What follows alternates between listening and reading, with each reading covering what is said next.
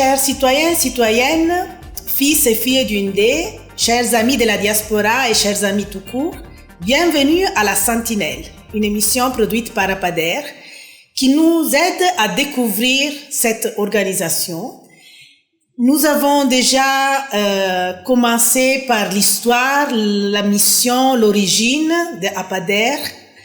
Nous avons ensuite pu connaître le Centre intégré d'expérimentation et formation en agriculture durable, le CIFAD de FETAP.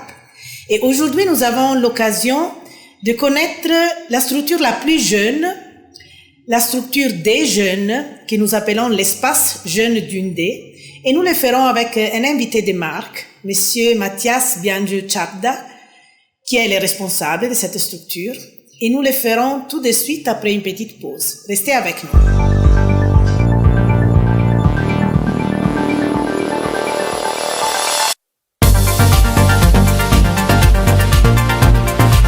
Encore bienvenue à votre émission La Sentinelle.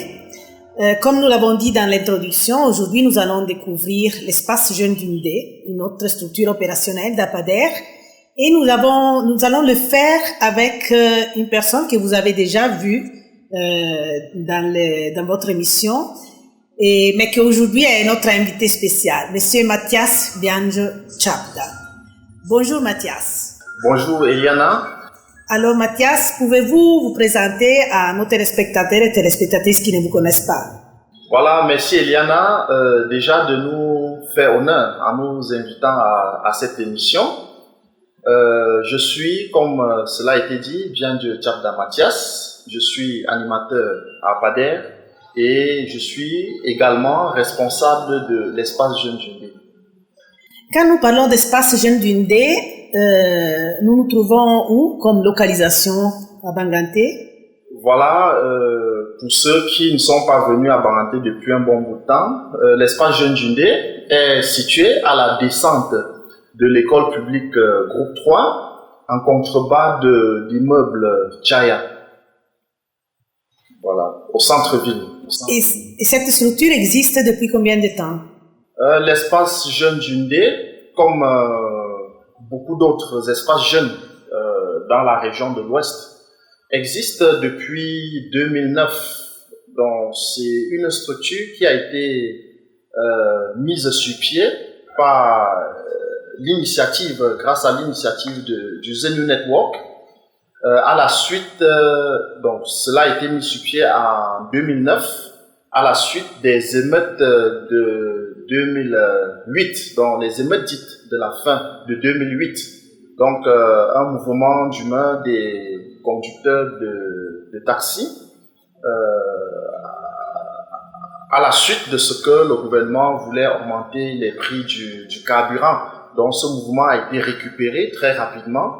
Et on a enregistré des casses par-ci par-là dans les villes comme Yaoundé, Douala et Bafoussam en ont suffisamment souffert en 2008. Voilà, donc les jeunes ont récupéré les mouvements, ils ont montré leur violence, leur désir de fuir même les Cameroun.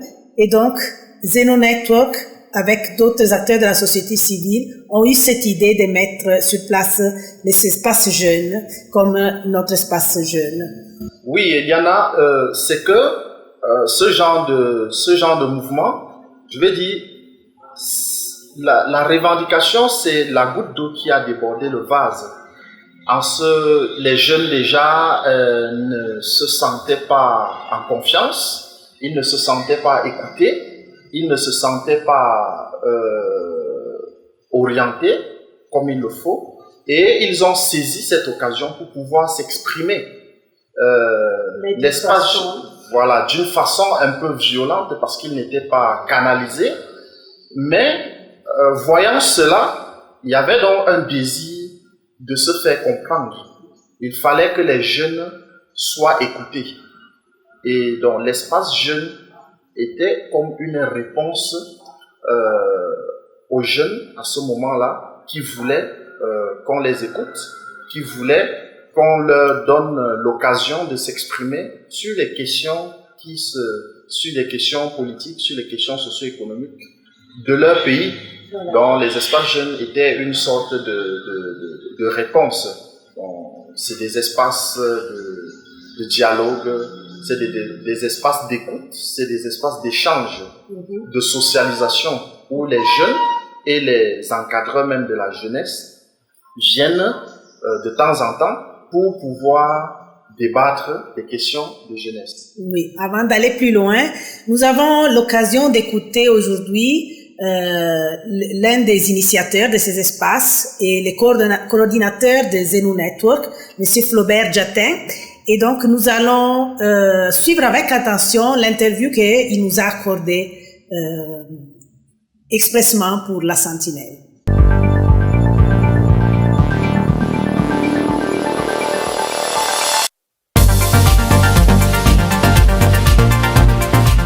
En 2006, je pense. C'est en 2006 où il y a un mouvement de grève des enfants. C'est un mouvement de grève des chauffeurs de transporteurs qui ont lancé la grève pour l'augmentation de carburant, contre l'augmentation des prix du carburant. Et donc les jeunes se sont emparés de la grève et ont commencé à tout casser. Les fameuses grèves de la faim, vous vous souvenez. Et à cette époque, donc, j'appelle mes collègues OSC, parmi lesquels la PADEA, et je leur dis qu'il faut faire quelque chose. C'est comme ça que l'idée vient de mettre en place un réseau d'organisation de la société civile et de travailler avec les jeunes. Parce que les jeunes, pendant cette grève, ont vraiment montré leur force de destruction et ont manifesté leur haine par rapport au Cameroun et ont manifesté également l'envie de quitter le Cameroun. Il y a toujours cette anecdote que je raconte, c'est quand j'ai trouvé des jeunes qui étaient en train de casser une école et je leur ai demandé pourquoi vous cassez une école. Ils ont dit on va casser tout, on brûle, on s'en va. J'ai dit mais l'école est là pour vous renforcer. Ils ont dit oh on s'en fout de cette école qui ne nous sert à rien puisque on fait l'école et on n'a pas d'emploi. Si tu vas en Europe, je veux savoir où tu vas aller parce que si quelqu'un me dit qu'il vient au Cameroun, je veux savoir s'il va à Gaoundéré, à Garoua, à Maroua, etc. Alors si l'Europe encore, qui a encore plusieurs pays, je veux plus de précision. Il me dit grand, on va en Europe. Je lui dis tu seras un esclave. Il dit on s'en fout. Si c'est même pour laver les cadavres, on va le faire. Là j'étais choqué. Parce que j'ai dit à un enfant, tu seras un esclave et il n'a pas frémi. Nous avons pris conscience en tant que Camerounais, en tant qu'organisation de la société civile, qu'il fallait faire quelque chose pour la jeunesse. À plusieurs niveaux. Le premier niveau, c'était restituer l'histoire. Permettre aux jeunes de comprendre les luttes que nos parents ont menées et de comprendre que pour avoir quelque chose, il faut se battre aussi pour ça. Donc, bien comprendre l'histoire du Cameroun et aussi connaître nos valeurs et nos coutumes, connaître l'organisation et la structure de notre société et connaître nos habitudes et l'histoire des peuples. Ça, c'était le premier pas. La deuxième chose que nous avons compris que la jeunesse, du fait qu'elle soit confrontée aux questions de chômage et de sous-emploi, si on ne met pas en place une dynamique qui change le mindset, dans le sens qu'ils ne doivent pas tous penser qu'ils doivent être des fonctionnaires et qu'ils doivent être capables de créer eux-mêmes de propres entreprises. Nous sommes dit, on ne va pas faire l'entrepreneuriat dans la logique de l'entrepreneuriat, comme on le dit dans les programmes d'appui au développement. Donc, on s'est dit, il faut faire quelque chose où ils prennent conscience du potentiel économique et de travail qui est de proximité et voir comment le transformer en production de richesse. Voilà. Le troisième niveau, c'est au niveau de la gouvernance locale.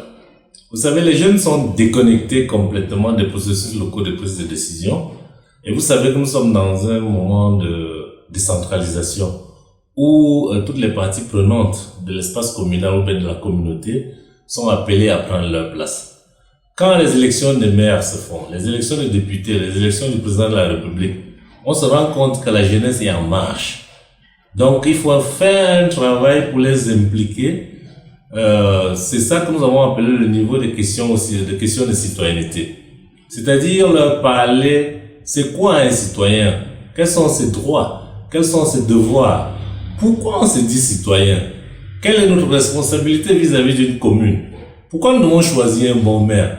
Maintenant que le processus de décentralisation transfère les compétences au niveau des communes, si nous avons des maires qui n'ont pas compris les besoins et les enjeux du développement, les besoins des différentes couches spécifiques de la population, évidemment, ils vont mettre en place des programmes qui ne répondent pas aux besoins, aux spécificités locales.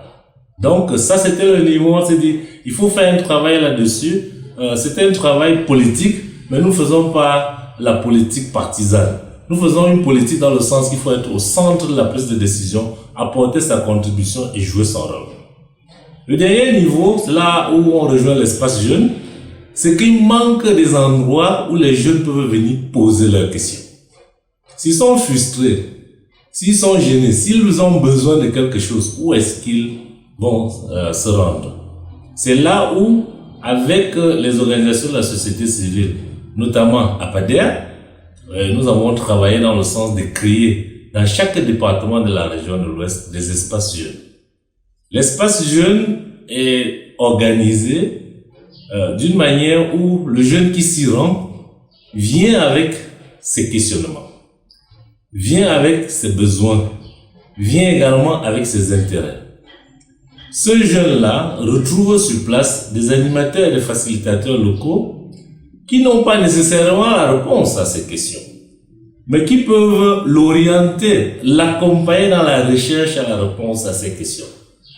Il faut également que dans cet espace jeune, il se sente à l'aise, qu'il ne soit pas frustré, qu'il sait que même si je n'ai pas la réponse à mes questions, c'est parce qu'il n'y a pas de réponse, mais qu'il soit encouragé à venir les poser chaque fois qu'il a une question, qu'il soit encouragé à venir rechercher la solution à un problème de son quartier, de sa famille, en venant à l'espace jeune. Et là, les espaces jeunes ont été équipés, et c'est là où Zeno Network s'est vraiment investi, parce qu'on avait besoin que les espaces jeunes soient fonctionnels. Donc, avec un partenaire luxembourgeois, nous sommes vraiment entrepris pour qu'ils aient des tables, qu'ils aient un bureau, un espace, c'est-à-dire un bureau, c'est avoir un espace, avoir des tables où on peut s'asseoir et des chaises où on peut s'asseoir et discuter, avoir une bonne connexion Internet, avoir des ordinateurs. Donc, ça fait que dans cet espace jeune, on peut discuter. Et vous savez que c'est dans l'interaction et dans la discussion qu'on apprend. C'est dans l'interaction et dans la discussion qu'on produit des connaissances. Voilà, nous venons d'écouter M. Flaubert Jatin, coordonnateur de Zeno Network, un réseau d'organisations de la société civile de l'Ouest, Cameroun, et disons un peu l'initiateur des espaces jeunes, comme le nôtre, l'espace jeune d'Undé. Et dans son intervention, il a rappelé un peu ce qui sont les 4 piliers des espaces jeunes. Donc, revenir à l'histoire et à l'identité nationale ou locale, changer le mindset des jeunes pour que ils puissent voir dans les terroirs des possibilités d'entrepreneuriat et de développement. Développer aussi toutes ce qui sont les questions de citoyenneté et gouvernance locale, pour qu'ils soient protagonistes de la construction de leur avenir, de leur pays. Et puis répondre aussi au manque d'endroits où les jeunes peuvent se retrouver et trouver aussi des animateurs, des accompagnateurs dans leur quête, dans leur recherche de réponses. Nous tournons vers vous, Monsieur Mathias, pour vous demander, est-ce que l'espace jeune d'Indé, effectivement, a pu répondre à ces 4 défis et quelles sont les activités que cet espace jeune a menées dans le temps? Voilà, merci Eliana, une fois de plus. Je dirais simplement que l'espace jeune d'Undé a pu, autant que cela était possible, répondre à ces demandes de la part des jeunes qui, connaissant que l'espace jeune existait, affluaient effectivement, et l'espace jeune agissait ici parce que déjà APADER, avec son promoteur, ne travaillait pas comme prestataire de services, c'est-à-dire à côté du package qu'exigeait le programme dans lequel les espaces jeunes étaient inscrits, il y avait des activités qui devaient cadrer avec l'environnement des jeunes. Donc, c'était des activités adaptées au milieu, à l'environnement des jeunes. Ainsi, en ce qui concerne, par exemple, l'enracinement culturel, parce que beaucoup de jeunes partent parce qu'ils ne sont pas au courant de ce qu'il y a comme richesse dans leur environnement sur le plan culturel et même sur le plan touristique. Donc il y avait des sessions de soirées autour du feu, il y avait des sessions de sorties découvertes. Au cours de ces différents moments, les jeunes étaient face à des notabilités, étaient face aux chefs traditionnels. Ils étaient face aux promoteurs culturels pour répondre, et ceux-là étaient chargés de répondre à certaines questions qui aidaient les jeunes à se découvrir et à découvrir l'environnement dans lequel ils se développent.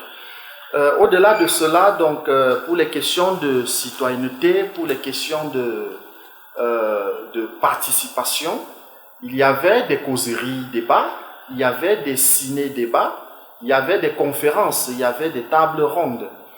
Et il s'agit ici des moments au cours desquels les jeunes ayant, ou bien les thématiques, quelquefois, parce que au fur et à mesure que le temps passe, il y a des semaines où des thématiques s'envolent.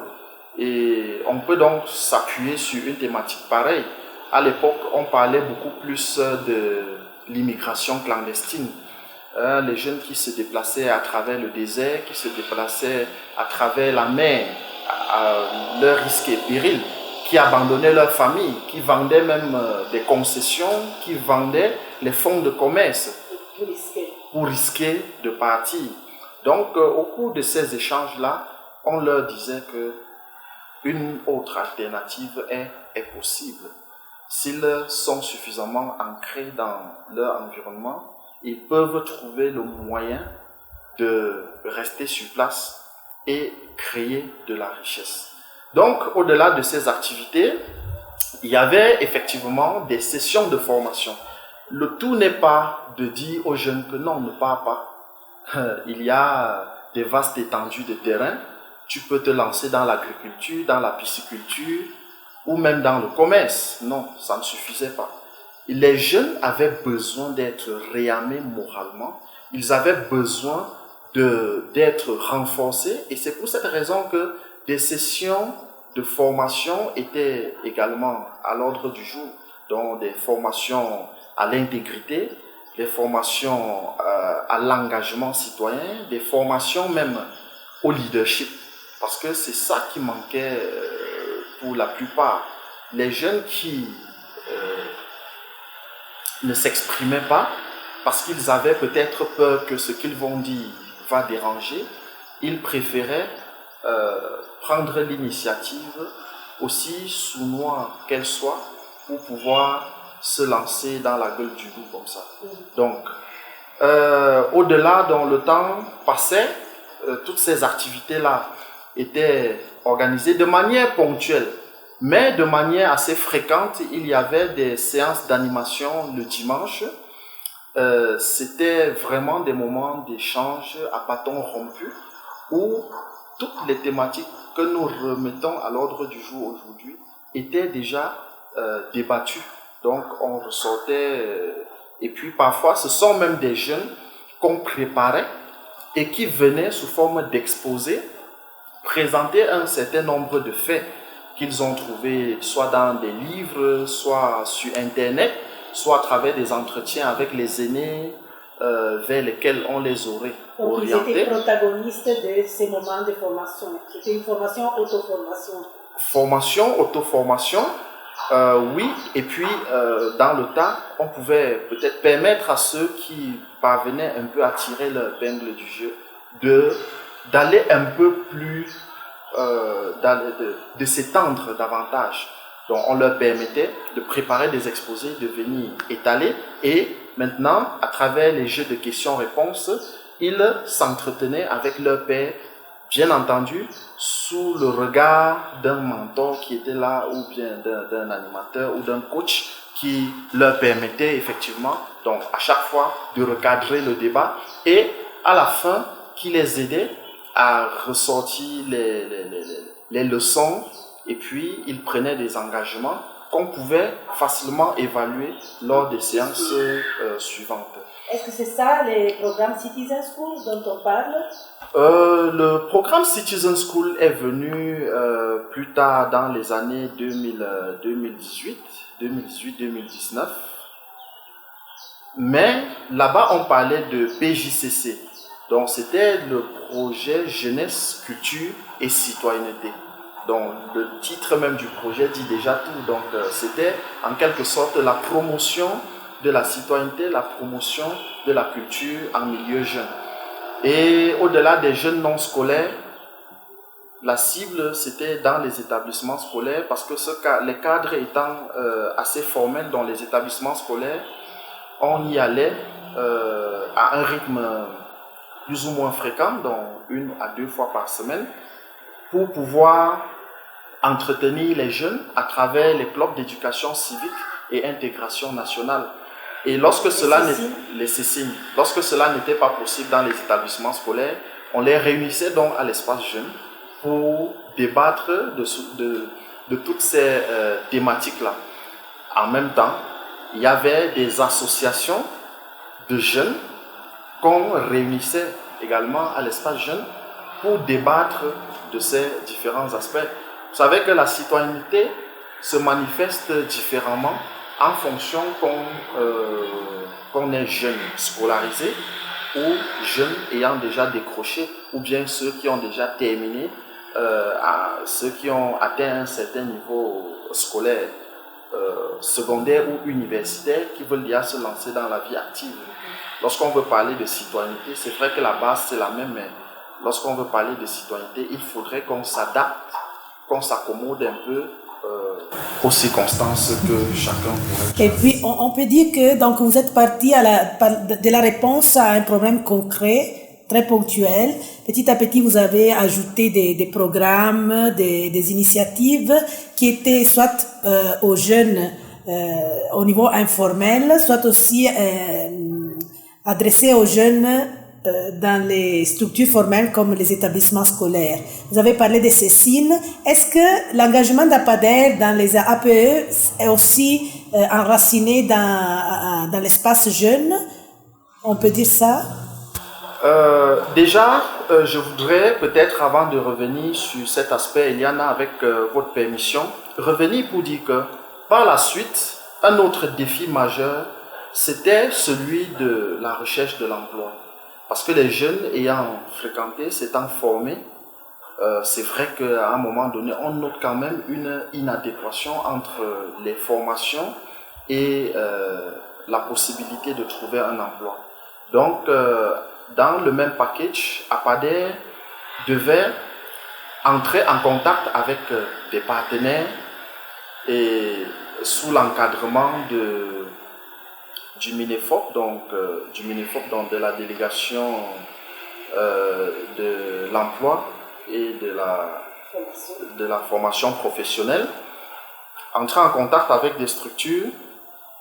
Les jeunes qui, au préalable, fréquentaient l'espace jeune, donc à la recherche de l'emploi, et dont les références sont enregistrées, lorsqu'on entre en contact avec une entreprise ou une structure quelconque qui recherche un profil tel que celui que le jeune nous a donné, on contacte directement le jeune et on le met en contact avec l'entreprise en question.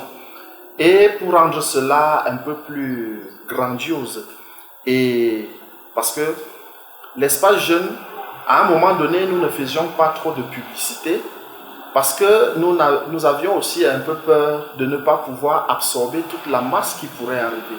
Donc, on allait de manière rassurée, mais de manière également méthodique.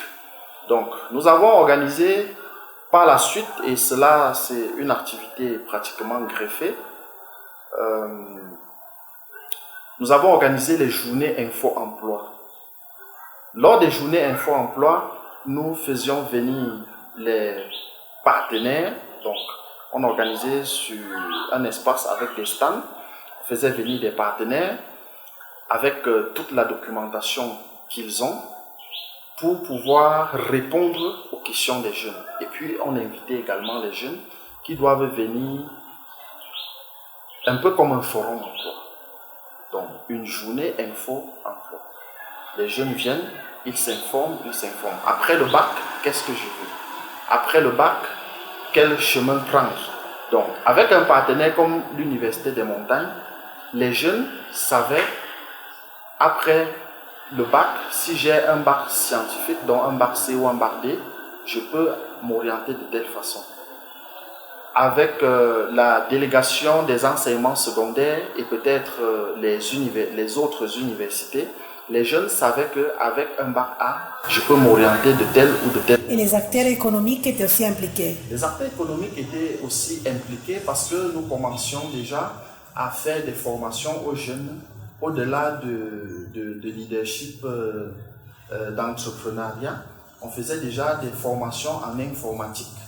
Et c'était déjà des portes qu'on ouvrait, ou bien des portes ouvertes pour les jeunes sur de nouveaux métiers. Donc nous comprenons que l'espace jeune est vraiment comme une sorte de laboratoire, d'où selon les exigences et les appels du moment historique, on essaye aussi de forger des réponses, d'expérimenter des chemins nouveaux pour répondre aux défis des jeunes. Tout à fait, Yana. Revenant peut-être à la question des APE, c'est tout à fait un lien indubitable avec la problématique de gouvernance. Et lorsqu'on parlait de gouvernance au niveau scolaire ici, au-delà de la corruption et tout ce qui va avec, il y avait que les parents qui déboursaient de l'argent ne s'intéressaient plus trop à comment est-ce que cet argent était utilisé. Et les APE étaient devenus comme une sorte de nid pour certains groupes de personnes qui en profitaient pour peut-être s'enrichir. Et comme ça, les APE, donc pour être responsable d'APE, il suffisait d'être camarade à un responsable d'établissement scolaire pour qu'il fasse tout pour vous mettre là-bas. Parce que les prébendes récoltées là-bas devaient être partagées entre eux. Donc, nous avons travaillé à la structuration des APE. Donc, parce que selon les textes, après leur mise en place, donc l'APE n'existe que parce qu'un établissement scolaire existe. Donc, après leur mise en place, ces APE doivent être dans l'association des parents d'élèves et enseignants. Cet APE doit être légalisé, c'est-à-dire doit avoir une carte nationale ou un acte de naissance. Et c'est la préfecture qui donne cet acte-là. Donc, on les a mobilisés. Certaines ont été, effectivement, ont reçu leur déclaration, leur déclaration. Et pour aller plus loin, on les a même mis en réseau pour faire en sorte que les pratiques soient en quelque sorte harmonisées. Vous avez même contribué à la réalisation des manuels de fonctionnement, je crois. Tout à fait. On appelait le guide administratif et financier du fonctionnement des APE, quelque chose comme ça. De toutes les façons, nous reviendrons encore dans d'autres émissions parce que c'est tellement un foisonnement d'activités l'espace jeune que nous ne pourrons pas épuiser tout aujourd'hui. Et même peut-être, puisque le temps dicte son rythme, quels sont peut-être en venant plus à nos jours les activités, les dynamiques de l'espace jeune en 2024? Ce que je voudrais dire, c'est que l'espace jeune tel que nous l'avons aujourd'hui se confond souvent un peu, se confond naturellement avec le siège même de la PADER. parce que c'est à l'espace jeune que la coordonnatrice a ses bureaux. Donc, APADER, en tant qu'organisation, absorbe quelquefois un peu l'espace jeune. Mais lorsque vous arrivez à l'espace jeune, ou bien à APADER, c'est vrai qu'à l'entrée, c'est la plaque d'APADER, mais lorsque vous entrez, c'est d'abord l'espace jeune que vous voyez avant d'entrer dans les bureaux, dans les locaux. Les activités sont variées et nous tournons dans les activités cadres avec la gouvernance, avec la mobilisation des citoyens, mais nous mettons un accent particulier dans la mobilisation des citoyens à la mobilisation des jeunes citoyens. Donc nous continuons actuellement à faire des formations, à faire des causeries, des conférences, à faire en fonction des objectifs que nous voulons atteindre, des sorties découvertes et bien entendu des soirées autour du feu. Vous avez aussi un programme de formation des jeunes leaders. Si je peux de cette façon aussi ouvrir peut-être une petite fenêtre sur ceux qui sont les partenaires d'APADER dans l'engagement avec les jeunes. Tout à fait. Donc ce programme est là depuis pratiquement 2016 et le principal partenaire, parce que nous continuons de travailler avec le The New Network, bien entendu, nous continuons aussi depuis 2016 de travailler avec Pain pour le Monde, qui est une organisation allemande avec lequel nous travaillons dans le cadre du programme de service civil pour la paix. Et ces jeunes qui sont formés en leadership, en développement personnel, sont comme des formateurs des autres jeunes.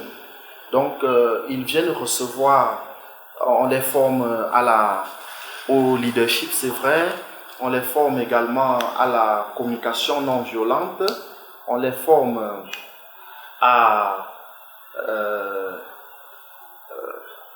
j'ai parlé de la communication non violente, au leadership, et ils sont essentiellement des jeunes qui viennent des différentes communautés et qui doivent aller répercuter ce qu'ils ont reçu auprès d'autres jeunes.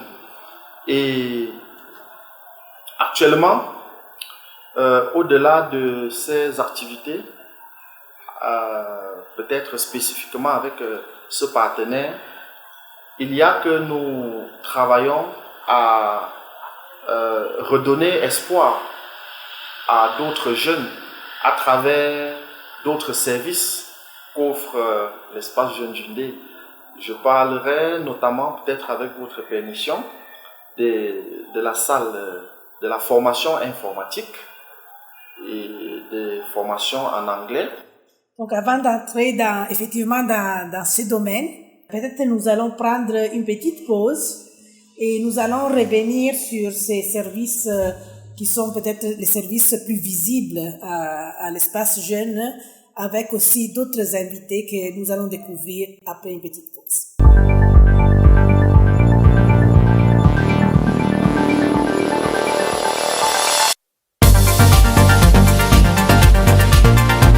Nous arrivons ainsi à la deuxième partie de l'émission La Sentinelle d'aujourd'hui, qui est dédiée à l'espace Jeune Jundé. Donc, nous avons vu avec vous, Monsieur Mathias, un peu les activités menées par l'espace jeune dans le temps. Et vous nous avez mené jusqu'aux deux services plus visibles de l'espace, qui sont la salle informatique et les centres linguistiques. Nous allons les découvrir avec les responsables de ces deux services. Donc, nous allons laisser la parole d'abord à Madame Chantal Mbanjou, qui va nous présenter en quoi consiste le cours d'informatique et secrétariat bureautique. Bonjour, je suis Bajoun Chantal, animatrice de la salle informatique à APADER. Je suis ici pour former les apprenants de toutes catégories, jeunes, travailleurs, enfants, même les stagiaires, en secrétariat bureautique. Cette formation est étalée sur presque 9 modules, Windows, Word, Excel, PowerPoint, Publisher, Internet, technique de secrétariat et petite comptabilité. En fait, nous invitons tout jeune qui n'a pas pu pousser à l'école de pouvoir venir se faire former en secrétariat bureautique. De nos jours, l'illettré est celui qui ne connaît pas se servir de l'outil informatique. Parce que le numérique, c'est le métier qui paye le mieux actuellement. J'invite toute personne, travailleur, et ce programme est modulable selon le programme de tout un chacun. Je vous remercie. Voilà, Monsieur Marcel, nous avons suivi Madame Chantal, la responsable de la salle informatique. Pourquoi une formation en info? Tout à l'heure, j'ai entendu Madame Chantal dire que c'est peut-être pour ceux qui n'ont pas pu pousser loin avec l'école, mais disons que dans un cas, ça peut être vrai, mais dans l'autre cas, parce qu'on reçoit même ceux qui ont le bac, ceux qui ont même des licences, ce qu'elle a dit là est très vrai. Donc, un analphabète de ce siècle, c'est celui-là qui ne sait pas manier l'outil informatique. Vous voyez, même dans les universités, il n'y a pas le temps d'apprendre l'informatique. Et ceux et celles qui viennent ici, déjà à ce niveau-là, pour faire un mémoire, vous avez besoin d'une connaissance basique, ne serait-ce pour écrire la des textes, saisie et le traitement des textes. Maintenant, je voulais peut-être relever le côté spécifique de nos formations en ce qui concerne l'introduction de l'aspect de citoyenneté dans nos formations. C'est qu'il y a beaucoup de mutations dans notre environnement et ces mutations exigent que le citoyen prenne effectivement la gestion de la cité en main. Il ne faut pas toujours rester attendre que la mairie fasse ci, que tel service déconcentré de l'État fasse cela. Non. Même les élus que nous choisissons au moment des élections ne nous satisfont pas à 100%. Et c'est pour cette raison que même les jeunes doivent être dans le feu de l'action. Un jeune doit savoir identifier dans son environnement les problèmes dont son quartier, dont son village fait face et commencer à réfléchir, sinon commencer à proposer des bribes de solutions pour que les choses changent. Et s'engager personnellement. C'est pour cette raison qu'on ouvre l'esprit dans ce sens. Et puis, ça fait partie d'un module sur lequel nous insistons. Et à la fin, les jeunes doivent présenter le résumé de leurs 5 mois et 2 semaines de formation à un moment solennel. Nous appelons la présentation du rapport de fin de formation. Et à ce moment, il y a l'aspect de leadership et de militantisme aussi un peu qui doit ressortir parce que le jeune doit prendre la parole en public face à des gens avec qui il ou elle est habitué, mais avec des étrangers aussi. Donc, c'est comme ça que nous procédons. Voilà toute la différence entre la formation que nous faisons à l'espace jeune et ce qui se passe dans d'autres bibliothèques. Peut-être quelque chose pour terminer avec la formation informatique, c'est que nous ne faisons pas des formations pour les formations. Nous faisons des formations parce que nous recyclons aussi. Donc si vous avez fait l'informatique par le passé, vous savez que ça évolue tellement, que ce soit dans le parc Office même tout simplement. Vous avez, il y a de cela 5 ans, utilisé un Word ou un Office 2007. Vous voyez, aujourd'hui nous sommes même déjà peut-être à 2016. Donc les onglets diffèrent et puis les layouts, tout ça change aussi. Ça fait que il faut se mettre à jour. Nous aidons aussi, elle l'a dit, les travailleurs à se mettre à jour dans ce sens-là. Et nous sommes prêts à recommander une secrétaire ou un secrétaire que nous avons formé à un particulier compte tenu de ce que nous leur avons ou ce que nous lui avons transmis en termes de savoir-faire et même de savoir-être. Merci beaucoup. Là aussi, on pourrait parler de nos partenaires, des bureautiques de la place qui reçoivent nos étudiants en stage. Et souvent, c'est même des personnes formées auparavant par APADER. Eux aussi, ou elles aussi, ces bureautiques-là, elles ne manquent pas d'en absorber parce que pendant les stages, ils peuvent remarquer quelqu'un qui elles ne manquent pas de les copter, peut-être pour les utiliser à leurs soins ou bien même à recommander à quelqu'un compte tenu de la qualité de la personne qui est issue donc, du produit des 5 mois et 2 semaines de formation. Merci beaucoup. Nous allons maintenant recevoir un autre invité par le biais d'une autre vidéo, interview. C'est maintenant la responsable de nos cours de langue. C'est Madame Brigitte Ayouk, qui est responsable de ce que nous appelons les centres linguistiques d'APADER. Donc nous allons la suivre avec beaucoup d'attention et puis nous allons revenir vers vous, Monsieur Mathias. Le centre linguistique forme beaucoup de personnes dans les examens officiels au Cameroun, les examens internationaux comme le TOEFL et le IELTS, les examens BPC, bac probatoire, avec toutes les séries. Nous formons les enfants, nous préparons les enfants pour ça. Nous préparons aussi des gens pour des concours nationaux. Et puis, beaucoup de personnes ont été déjà satisfaites pour le travail que nous effectuons.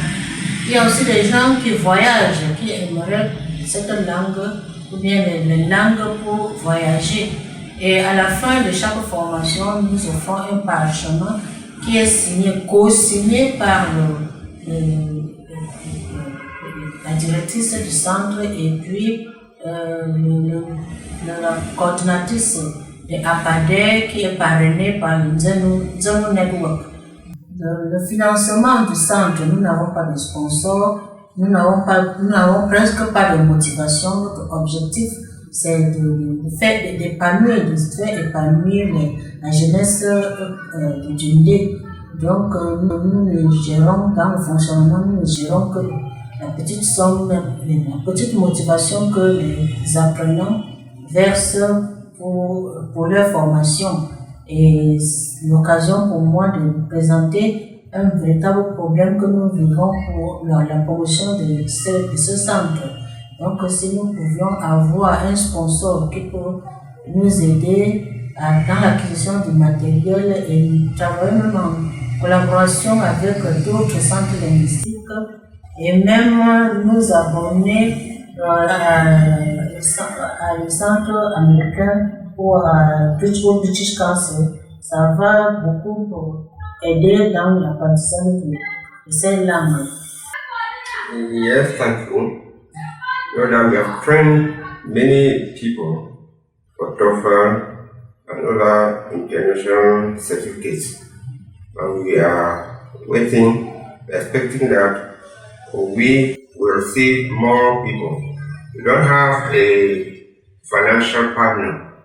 We count on the money that can bring just to pay for these small fees. So if we could have more sponsors, then the center will develop. And our dream is that it will become a very big center in the day. Why not in the West or in Cameroon, with the help of other partners? Thank you. That's what we want to say about our linguistic center. And for this, we have to thank all the people with whom we are working. And then the promoters are still on their way to come. We are expecting them. So we thank everybody for everything. And then we say success to our center. Thank you. Voilà, donc nous venons de suivre Madame Brigitte Ayouk, qui est responsable du centre linguistique d'Apader. Elle donne présentement cours d'anglais avec aussi un autre enseignant, M. Gaston Chouapi. Et est-ce que ce n'est que les cours de français et d'anglais, M. Mathias? On a dit centre linguistique. C'est vrai qu'au départ, en 2011, quand tout cela commençait, l'objectif était focalisé sur l'anglais, le français et le Medjumba. Le Medjumba, c'est la langue de l'ère culturelle locale dans laquelle nous nous trouvons. Mais au-delà de ces trois langues, nous avons quelquefois fait de l'allemand et nous sommes, pourquoi pas, en passe de pouvoir lancer avec les cours d'italien. Ce que je voudrais rappeler ici, c'est que nous ne sommes pas figés, nous sommes assez flexibles. Donc, lorsque vous venez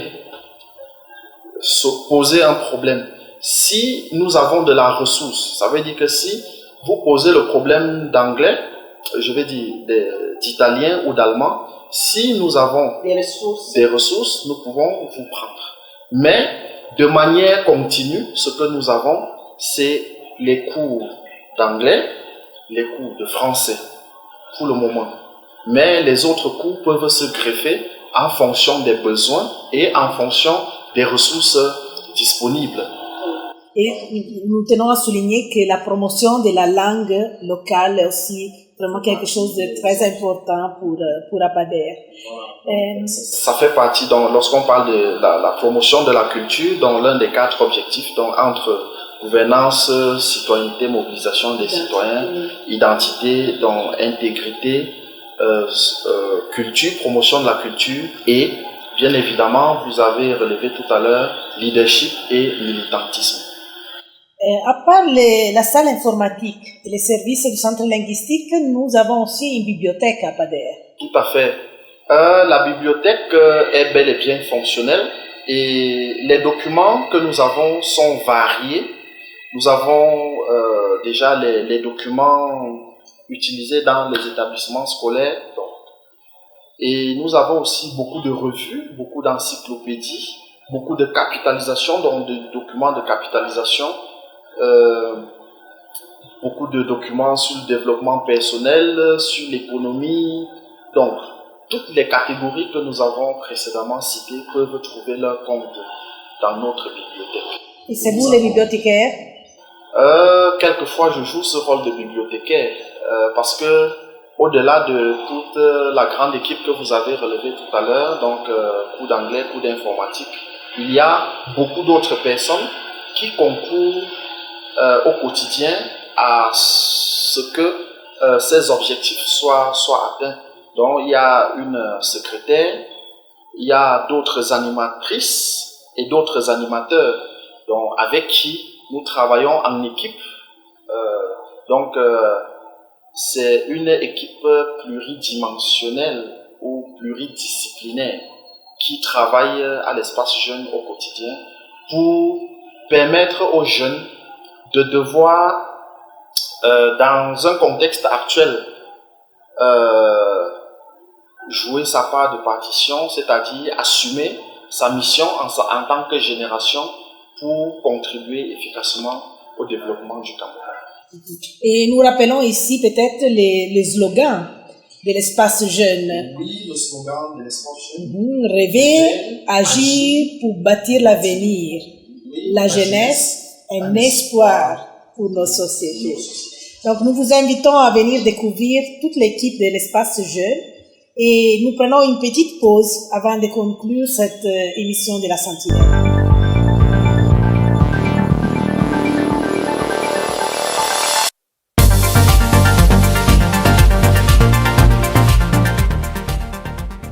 Nous voici à la conclusion de notre émission La Sentinelle d'aujourd'hui.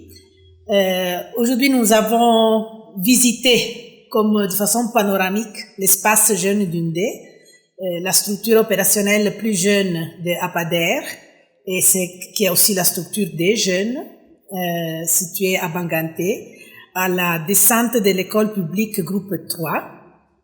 Nous l'avons fait avec le responsable de cette structure, Monsieur Mathias Bianjo Chapda, et aussi d'autres invités qui nous ont rejoints de loin, avec des interviews préenregistrées. Monsieur Flaubert Jatin, le coordinateur des Zeno Network, qui est un peu à l'origine de l'initiative des espaces jeunes. Madame Chantal Banjou, qui est responsable de la salle d'informatique, et Madame Brigitte Ayouk, qui est responsable du centre linguistique.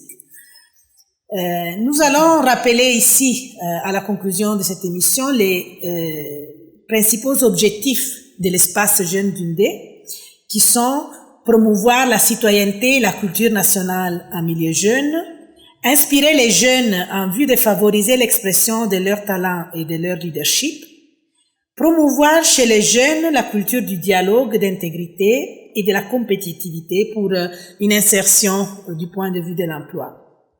Donc cet espace à Banganté existe depuis 2009, depuis 2015, ici, là où il se trouve maintenant. Et nous avons vu que c'est un peu un laboratoire, un foisonnement. Donc nous avons dit ce qui existe, mais nous sommes sûrs que l'avenir pourra nous surprendre encore avec de nouvelles choses. Monsieur Mathias, vous avez un dernier message pour nos téléspectateurs et téléspectatrices. Merci Eliana pour cette parole, une fois de plus. Je dirais comme un penseur qui affirmait que chaque génération doit, dans une relative opacité, découvrir sa mission, l'assumer ou la trahir. Je dirais donc la jeunesse en tant qu'espoir de nos sociétés doit, dans une relative opacité, découvrir sa mission en tant que fer de lance et l'assumer dans le sens de contribuer efficacement et de manière non violente au développement du Cameroun, ou alors ne rien faire et qu'on en parle dans l'histoire comme pour cette génération d'aujourd'hui, comme étant une génération qui n'a pas su mener à bien sa mission. Nous sommes là, effectivement, tous les jours, nous sommes ouverts de 8h à 16h30, de lundi à vendredi. Nous sommes ouverts et nous accueillons tous les jeunes parce que c'est lorsque les questions sont posées que nous sommes à même, que nous sommes capables de savoir où est-ce que nous allons, que nous sommes capables de challenger et de relever les différents défis.